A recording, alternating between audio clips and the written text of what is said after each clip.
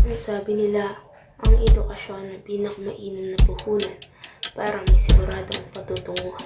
Minsan sa may kalayaan tayo'y nagkatagpo. Ang ngalan ko po ay Ash. Hindi ko ang magsulat at magbasa. Gusto ko pong pumasok sa eskwelahan dahil ang pangarap ko ay maging guro. Ngunit, madami ang nangbubuli sa akin dahil mahirap lang kami at wala akong pinag-aralan. Kaya ito, nagsusumikap ako para maabot ko ang aking pangarap. Kahit nasaan ka man patungo, Pasensya na anak kung wala tayong kuryente ngayon. Okay lang po yun. Meron kami magkano. Meron kami sana'y huwag kalimutan ang ating mga pinagsamahan.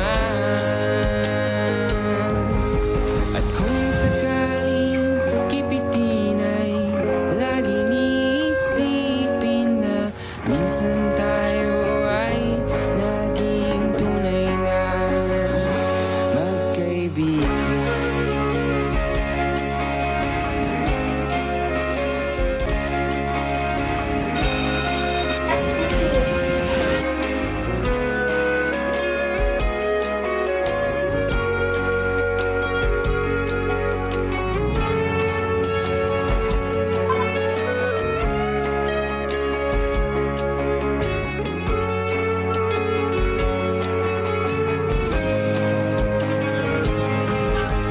Minsan ay parang wala nang Anong pangalan? Anong pangalan mo? Nag-aaral ka ba? Hindi po.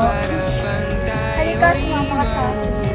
sa ilalim ng bilog na buwan. Mga tiyan natin walang laman, ngunit kahit na Makalipas ang 10 taon. ang bawat gabi anong saya. Ngunit ngayon, kay bilis Salamat. Walang hanapan po.